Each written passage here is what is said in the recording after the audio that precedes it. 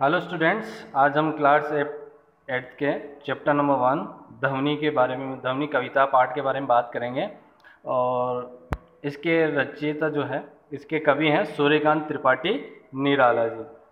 जैसे नाम में ही इनके निराला, यानी जो सूर्यकांत त्रिपाठी जी है वे हमारे एक छायावादी कवि हैं। छायावाद से मतलब होता है जिनकी रचनाएं किसी संबंधित होती है प्रकृति से। तो हम यहाँ देख रहे हैं कि जो रचना में आ रही है कि अभी ना होगा मेरा अंत, अभी अभी तो आया है मेरे जीवन में, मेरे वन में मृदुल वसंत। वसंत से मतलब जो आगे प्रकृति में जैसे हमारे ऋतुएं आती जाती रहती है, 6 ऋतु जो हमारे मुख्यतः मानी गई है, उनमें वसंत ऋतु का बताया गया है कि वसंत ऋतु सबसे मुख्यता होती है। कि वसंत ऋतु को ऋतुओं का राजा भी कहा जाता है, कि सबसे खुशहाली का जो समय होता है वसंत ऋतु होती है। इस समय हम देखते हैं कि हमारे यहाँ प्रकृति में एक नयापन जो आता है, देखने को जो मिलता है, वह हमें इस वसंत ऋतु के तहत ही देखने को मिलता है। तो यहाँ पे जो कविता है, कविता में जो उन्होंने अपने अंत के बारे में कहा है, तो यानी हमारी ये युवावस्था से लिया गया है कि हमारा जो युवावस्था होती है, यानी तो उसमें व्यक्ति में नयापन यानी नया जोश उत्पन्न होता है, तो उसको कभी ना खत्म करने के लिए कहा है। यानी उसका अंत अभी नहीं होगा, क्योंकि अभी अभी तो उसका नया वसंत आया है। इस समय उसके पास पूरी दुनिया, हर कुछ काम कर गुजरने की उसके पास शक्तियां हैं। वह क्या करना चाहता है, इन तमाम चीज़ों को प्राप्त करना चाहता है। इसमें कहीं भी थकने का, निंदा का या थकान का कहीं भी रोल नहीं होता है। तो कवि का मानना है कि उनका अभी अंत नहीं होगा, क्योंकि अभी भी कवि के जीवन में अमृत रूपी वन में क्या आया है, वसंत रूपी यौवन आया है। अतः उसका अंत नहीं होगा। कवि मानते हैं कि उसका अभी अंत नहीं होगा, क्योंकि वे आशावादी है, जैसा कि हमने अभी जाना है। और उस गुण की वजह से ये मानते हैं कि अभी उनका अंत नहीं होगा जब तक वे अपने उद्देश्य को प्राप्त नहीं कर लेते। क्योंकि हम व्यक्ति जो होते हैं अपने क्या बनाते हैं, जीवन के उद्देश्य बनाते हैं, हम लक्ष्य बनाते हैं, उनको प्राप्त करने के लिए कोशिश करते हैं। तो अभी हमारा मन अंत नहीं होगा, क्योंकि एक समय जो युवावस्था होती है हमारा, जैसे जीवन का नया, जैसे हमारे जीवन में वसंत का आना, यानी कि हमारे नई युवावस्था का आना, इस समय हमारे क्या रहते हैं, हम पूरी ऊर्जा जोश से भरे रहते हैं। तो ऐसे में हम क्या नहीं मान सकते, अभी अपना अंत नहीं मान सकते हैं। तो यानी हमारे उद्देश्य को जब तक पूरा नहीं कर ले, तब तक हम क्या रहेंगे, उसके लिए तत्पर बने रहेंगे।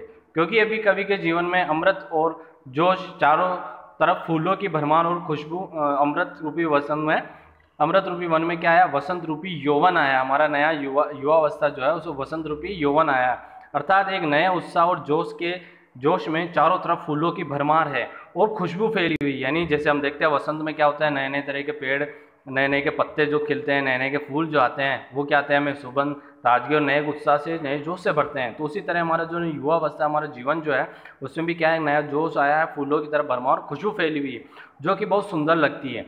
अतः अभी उसका अंत नहीं होगा। यही कारण है, जैसा कि अभी उत्साह जोश की अधिकता है, तो कोई अभी ये कुछ दिन ठहरेगा और इसका अंत नहीं। यानी युवावस्था अभी खत्म नहीं हो रही कि आज आई और कल खत्म हो जाएगी, क्योंकि युवावस्था हमारी आई है तो ये कुछ दिन ठहरेगी। जैसे हम देखते हैं हमारे बचपन हुआ है, बचपन का समय बीत चुका है, अब कौन सी अवस्था आई है, युवा अवस्था आई है। तो ये मतलब कुछ समय तक ठहरेगी, अभी इसका अंत नहीं होगा। अभी हमें इसका अंत नहीं करना। अभी क्या करना है, इसमें हमें जो भी हमारे जो सपने हैं, हमें जो भी हमारे उद्देश्य है, उनको क्या करना है, प्राप्त करने के लिए हमें कई सारा प्रयत्न करना है।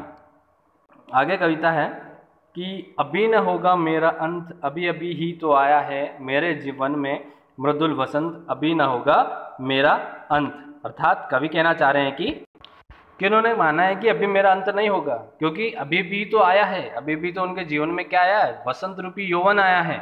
अभी उनका अंत नहीं हो सकता है, क्योंकि इसमें क्या है, कवि की आशावादी जो सोच है उसके बारे में बताया गया है। कि कवि बता रहे हैं कि जब तक हम आशावादी बने रहते हैं, जब तक अपने जीवन में उत्साह मानते रहते हैं, तभी तक हमारा अंत नहीं होता है। जब तक हमारे उद्देश्य की पूर्ति नहीं हो जाती है, तब तक हमारा अंत नहीं हो सकता। ये युवावस्था क्या रहेगी, हमारी बनी रहेगी। तो इसे क्या रखना है, बनाए रखना है। और तो कवि के जीवन में क्या है, अमृत रूपी जो वन है, यानी हमारे जीवन का जो वन है, उसमें वसंत रूपी यौवन है। मेरे वन में मतलब है यहाँ पे कि उसके जीवन के वन में वसंत रूपी क्या आया है, यौवन आया, मृदुल मृदुल से मतलब कोमल वसंत आया। तो यानी देखिए जीवन में, हमारे जीवन में वसंत का आना मतलब कि नई तरह की जिंदगी हम जो जीते हैं, हमारा नया जो समय जो होता है, हमारा युवावस्था जो आई है, वो एक वसंत की भांति है। वसंत के आने जिस समय हम देखते हैं नई बहार आती है, नए फल फूल आते हैं, उनकी खुशबू चारों तरफ फैली रहती है, जो व्यक्ति को बहुत सुंदर लगती है। तो यही कारण है कि अभी हमारा जोश भरा हुआ है, तो अभी जोश की अधिकता है, तो इस कारण से हमारा अभी अंत नहीं हो सकता। अभी तक मेरा पूरा जीवन क्या पड़ा है, शेष पड़ा है। तो इसी तरह से हमारा जीवन का अंत नहीं हो सकता। दूसरे पंक्तियों में देखें कि हरे हरे ये पात, डलियां कलियां कोमल गात, मैं ही अपना स्वप्न मधुर कर फेरूंगा निद्रित कलियों पर, जगह एक प्रत्युष मनोहर। हरे हरे पात, पात यानी पत्ते, डलियां कलियां कोमल गात, गात का मतलब है शरीर या शरीर के अंग। मैं ही अपना स्वप्न मधुल कर, स्वप्न यानी सपने जो दिया, मधुल यानी कोमल, कर का मतलब यहाँ पे लिया है हाथ से। फेरूंगा निद्रित कलियों, निद्रित का मतलब होता है यानी सोए हुए, जो सोए हुए रहते हैं, कलियां जो है मुरझाई सी रहती है, उन पर जगह एक प्रत्युष मनोहर। प्रत्युष का मतलब होता है सवेरा, मनोहर यानी मन को अच्छा लगने वाला एक अच्छे दिन की शुरुआत जो है, यानी सवेरे को, यानी नया दिन हम जैसे बात करते हैं कि नया सवेरा होगा, नया सवेरे से नए कार्यों की ओर हम क्या होंगे, प्रवृत्त होंगे। तो इसमें कवि बताना चाह रहे हैं कि, तो कवि यहाँ में जो है वो प्रकृति का वर्णन करते हुए बताते हैं कि चारों ओर हरे भरे वृक्ष हैं, पौधों पर क्या खिली हुई, कलियां खिली हुई, जो अभी तक क्या कर रही है, सो रही हैं। कवि कहते हैं कि मैं सूर्य को लाकर स्वप्न मधुर कर कैसे करेंगे, तो यानी मैं सूर्य को लाकर इन अनसाई हुई कलियों को जगाऊंगा। जैसे अगर मान लो पेड़ पौधों की बातें करते हैं, तो पेड़ पौधे शाम रात्रि के समय क्या हो जाते हैं, मुरझा से जाते हैं। तो हमने देखा है क्यों हो जाते हैं, क्योंकि उस समय सूर्य की किरणें उनके पास पहुंचती नहीं है। तो यानी ये कवि कह रहे हैं कि सूर्य को लाकर इन अनसाई हुई कलियों को जगाऊंगा। जो हम पृथ्वी से सवेरे की जो बात कर रहे हैं, तो उन अलसाई हुई कलियों को जगाऊंगा। पंक्तियों के माध्यम से कवि ये भी कहना चाह रहे हैं कि निराश और जिंदगी से हारे लोगों में जीवन का दान दूंगा। अब ये तो पेड़ पौधे की रही, लेकिन व्यक्ति निराश जब होता है, यानी जब लोगों में जिंदगी से हार जाते हैं या निराश हो जाते हैं, तब क्या होता है, उनमें नयापन, जो नया जोश उत्पन्न करते हैं। तो कवि यहाँ पर क्या कर रहा है कि मैं उनकी ज़िंदगी में क्या करूँगा, जो निराश और ज़िंदगी से हारे हुए लोगों, उनको मैं जीवन का दान दूंगा। कवि प्रकृति का वर्णन करते हुए कहते हैं कि चारों वृक्ष, हरे भरे पेड़ पौधों पर कलियां खिली हुई जो अभी तक सो रही है, तो आगे मैं सूर्य को लाकर इन इंसाई कलियों को जगाऊंगा। इसका अर्थ है कि वे युवा पीढ़ी में नई प्रेरणा और नए उत्साह का क्या करेंगे, संचार करेंगे, उन्हें जागृत करेंगे। जिस प्रकार सूर्य के आने से प्रकृति में क्या होता है, एक नया जोश और नया उत्साह छा जाता है, चारों ओर हरियाली और फूलों की नई नई खुशबू फैल जाती है। तो उसी प्रकार जीवन में भी क्या करेंगे, नया जीवन में एक नया जोश उत्पन्न करेंगे, ताकि व्यक्ति में जो निराश ऐसी भावनाएं वो क्या हो जाएगी, उसके मन से दूर चली जाएगी। आगे पंक्तियों के माध्यम से कवि ये भी कहना चाह रहे हैं कि निराश और जिंदगी में हारे हुए लोगों में जीवन का दान दे दूंगा। जिन लोगों को निराशा घेर लिया है, जो जीवन में अपने आप को हारा हुआ मान चुके हैं, मैं जीवन से लोगों पे क्या करूंगा, ऐसे जीवन से, निराशावादी जीवन से बाहर ला दूंगा। जिस तरह से फूलों की बहार वसंत ऋतु में चारों ओर फैली हुई है, इस तरह से मैं उनमें क्या कर दूंगा, एक नया जीवन दे दूंगा, एक नया सवेरा उनकी जिंदगी में लाके रख दूंगा, ताकि वो अपने जिन कार्यों से वे हारे हुए हैं, जिन उद्देश्यों से वे निराश हो चुके हैं, उन उद्देश्यों में वो नया सवेरा एक नए तरीके से क्या करेंगे, शुरुआत करेंगे, और आगे बढ़कर क्या करेंगे, अपने जीवन की शुरुआत करेंगे। आगे पंक्तियों में है कि पुष्प पुष्प से तुंद्रा लस लालसा खींच लूंगा मैं, अपने नव जीवन का अमृत से हर्ष सींच दूंगा मैं, द्वार दिखा दूंगा फिर उनको, है मेरे वे जहां अनंत अभी न होगा मेरा अंत। पुष्प पुष्प तुंद्रा रस, यानी पुष्प यानी जो हम देखे जो पेड़ पौधे उनके कई सारी पत्तियां होती हैं, उन पत्तियों में जिन जिन पत्तियों में भी आलस है, तंद्रालस है, उनको क्या कर लूंगा, उनकी ऐसी लालसा को खींच लूंगा, और क्या कर दूंगा, नया जीवन, अमृत जो है, अमृत रूपी जो जीवन है, उसको मैं सहर्ष खुशी खुशी क्या कर दूंगा, इनमें सींच दूंगा, द्वार दिखा दूंगा, इनको एक रास्ता दिखा दूंगा, इनमें से एक माध्यम बता दूंगा कि जिसका कहीं अनंत नहीं होगा, जिसका कोई अंत नहीं होगा, ऐसा रास्ता उन्हें दिखा दूंगा, लेकिन अभी मेरे जीवन का अनंत नहीं होगा। तो प्रस्तुत पद्यांश में कवि प्रकृति के द्वारा निराश हताश लोगों के जीवन में खुशियां भरना चाहते हैं। वे कहते हैं कि मैं एक एक फूल से आलस्य को खींच लूंगा, अर्थात मैं आलस में पड़े हुए युवकों के मन में एक नए जीवन का अमृत प्रसन्नता से भर दूंगा। क्योंकि हम यहाँ पे एक एक पत्ते से बात करें तो हमारे जीवन में, यानी एक एक जो युवा है, जो हमारी युवा पीढ़ी है, उसमें एक एक व्यक्ति, अगर एक एक युवा ऐसा है जो आलस से भरा हुआ है, निराशा से भरा हुआ है, उन सबके निराश पड़े हुए मन में, आलस पड़े हुए मन में क्या कर दूंगा, जीवन का अमृत प्रसन्नता से भर दूंगा। बिना किसी प्रकार से कि लोगों में जीवन का भाव बढ़ना ही हमारा उद्देश्य होता है, तो मैं ऐसे युवकों में क्या कर दूंगा, नए जीवन का संचार कर दूंगा, उसमें अमृत का भाव भर दूंगा।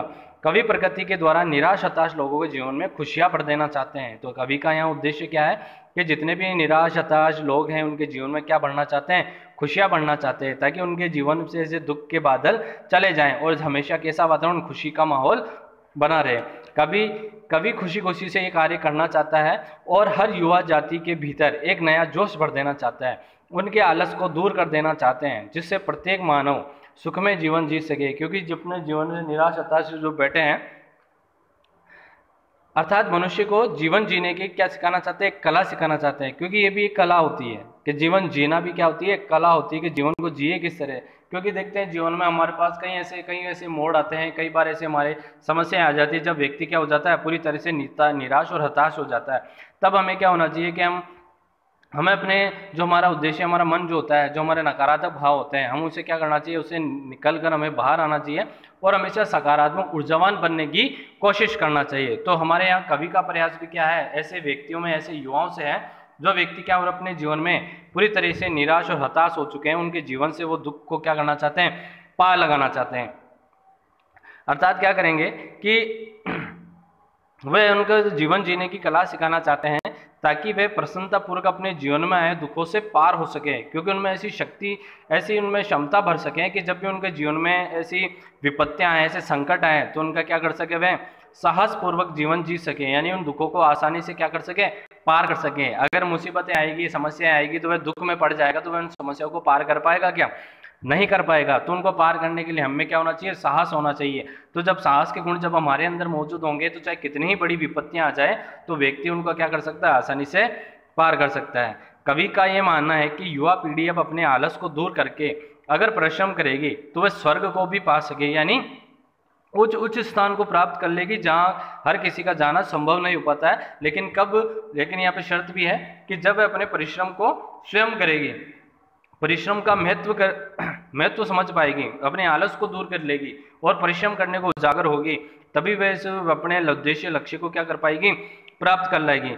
जो ईश्वर को प्राप्त कर लेता है उसका अंत नहीं होता है। हम प्रकृति की बातें कर रहे हैं तो ईश्वर की बात करते हैं कि जब हम अपने परिश्रम के द्वारा उस वस्तु को पा लेते हैं, उस उद्देश्य को पा लेते हैं, यानी अगर हम ईश्वर को प्राप्त कर लेते हैं तो फिर हमारा अंत होगा ही नहीं। इसका अर्थ यह है कि जो जीवन की वास्तविकता का आनंद उठाते हैं वे खुशी खुशी मुश्किल से पार पाते हैं।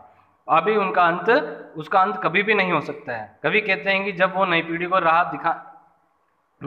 राह नहीं दिखा देते हैं, सही दिशा का ज्ञान नहीं देते हैं, तब तक उनका अंत नहीं हो सकता है। क्योंकि कवि ने उद्देश्य, जो अपने जीवन का उद्देश्य लिया है, वो यही लिया है कि वह ऐसे निराश हताश हुए लोगों के जीवन से क्या करना चाहते हैं, निराशा को दूर भगाना चाहते हैं। क्योंकि कवि के जीवन का अंतिम उद्देश्य क्या हो चुका है, लोगों को नई पीढ़ी को नई रास्ता, नया ज्ञान देना होता है, तो उसका अंत नहीं हो सकता है। क्योंकि कवि के जीवन में भी ये ठान चुका है कि जब तक युवा पीढ़ी को सही राह नहीं दिखा देते हैं तब तक उसका अंत नहीं हो सकता है। तो ये थी हमारी सूर्यकांत त्रिपाठी निराला जी की कृति ध्वनि, जिसमें हमने ये देखा था कि हमारे के जीवन का अंत कभी भी नहीं हो सकता है। क्योंकि हमारे जीवन में जो युवावस्था आती है वो किस समान आती है, एक नए वसंत के समान आती है। जिस समय नए नए पेड़ पौधों का आगमन होता है तो वही हमारे लिए क्या होती है, श्रेष्ठकर होती है। अपने जीवन को क्या नहीं मानना चाहिए, निकृष्ट नहीं मानना चाहिए, कभी भी अपने जीवन में निराश नहीं होना चाहिए। आइए आगे हम प्रश्न उत्तरों की बात करते हैं। पहला प्रश्न है, कवि को ऐसा विश्वास क्यों है कि उसका अंत अभी नहीं होगा? क्योंकि अभी उसके जीवन में क्या आया, नया नया वसंत आया है। दूसरा प्रश्न है, फूलों को अनंत तक विकसित करने के लिए भी कोई कवि कौन कौन सा प्रयास करता है? यानी अनंत तक विकसित करने, यानी हमने देखा था कि एक एक पत्तों से, यानी एक एक युवा पीढ़ी से, एक एक युवा से क्या करना चाहता है, उसके अंदर के आलस को बाहर करना चाहता है। तीसरा प्रश्न है, कवि पुष्पों की तंद्रा और आलस्य दूर हटाने के लिए क्या क्या प्रयत्न करना चाहता है? तो ये भी हमने अभी देखा था। तो प्रश्न 3 ही प्रश्न करने हैं। और देखिए चौथा प्रश्न अपने यहाँ से लेंगे कविता के आगे से, तो इसको प्रश्न नंबर 4 है, कवि वसंत को ऋतुराज क्यों कहा गया है? तो ये आप अपने अनुभव से बताएंगे कि हमने देखा था कि वसंत ऋतु जो होती है उनको ऋतु का राजा बताया जाता है। क्योंकि वसंत में जो नए नए पत्तों का, पुष्पों का, फूलों का आगमन होता है तो प्रकृति में नई बहार, नई छटा हमें देखने को मिलती है। तो उस समय व्यक्ति प्रकृति को जब देखता है तो उसमें एक नए तरीका क्या होता है, नए तरह का जोश उत्साह उत्पन्न होता है। तो हमें भी ये प्रश्न नंबर 4 में करना है। धन्यवाद।